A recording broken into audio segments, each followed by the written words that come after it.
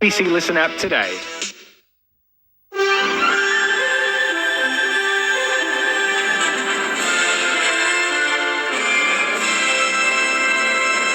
Good morning, I'm Madeleine Lewis with ABC Hunter News.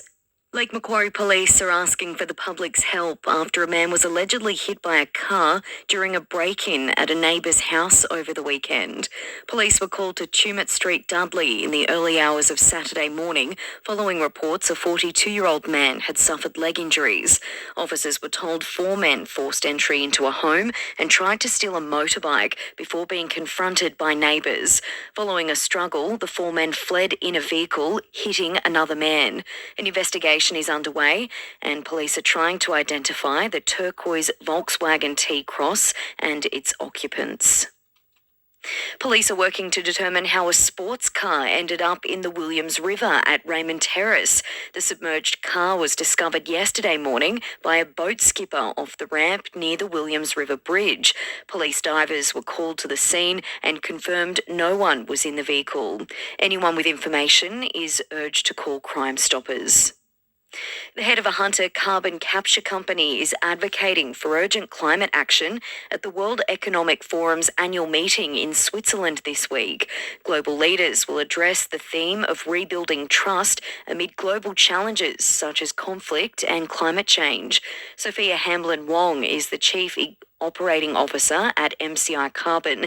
She says the company is developing technologies to transform carbon dioxide at its base in Mayfield. Those products are usually building materials and useful products for advanced manufacturing. Every tonne of CO2 that's emitted into the atmosphere is causing warming, so we really do need to double down on our efforts.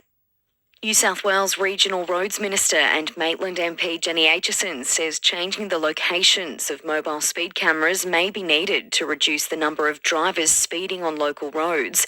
The state government is hosting a road safety forum next month, bringing together road safety experts, advocates and road traffic victims to focus on reducing the road toll. Ms Aitchison has been travelling across regional New South Wales over the past week to speak to councils and locals about their road safety concerns. She says in Maitland, drivers speeding on certain roads is a common issue raised with her. And, calling them a sort of unofficial speedway, we're looking at what we can do with enforcement on those areas.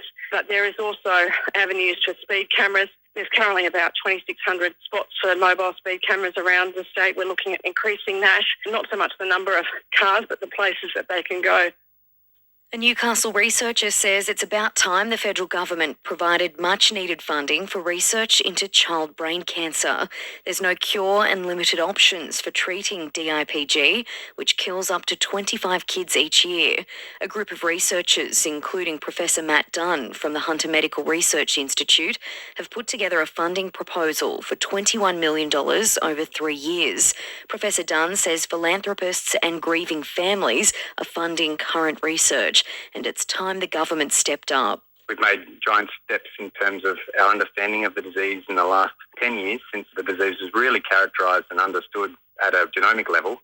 But now it's time for us to use this information and to develop treatments that we hope will start to stem the tide of this universally fatal paediatric cancer. So it kills more children than any other cancer. In the Men's A-League, Newcastle coach Rob Stanton is confident results will improve for the side if he can retain players. The Jets lost to Brisbane Roar 3-2 last night despite dominating the first half. They're now 10th on the ladder. Stanton says cohesion will come if the side sticks together. Because they're a young team, I think some players will move on, will get picked off. I think some of them will get tapped up. You'll probably go through that process again and might sell 1 or 2 if we do really well developing them. And if I had all those players long enough, I reckon in another 6-12 months, they'd be down pack exactly what I need from them. In Women's A-League football, the Newcastle Jets beat Brisbane Roar 2-1 at Leichhardt Oval on Saturday. Serena Bolden and Mindy Barbieri scored in the second half to secure the win. And Hunter Ray's Toby Price has finished stage 7 of the Dakar Rally in 8th position. Price was the second rider to enter the stage and says it was tricky to navigate. It puts him 6th overall with 5 days left to race.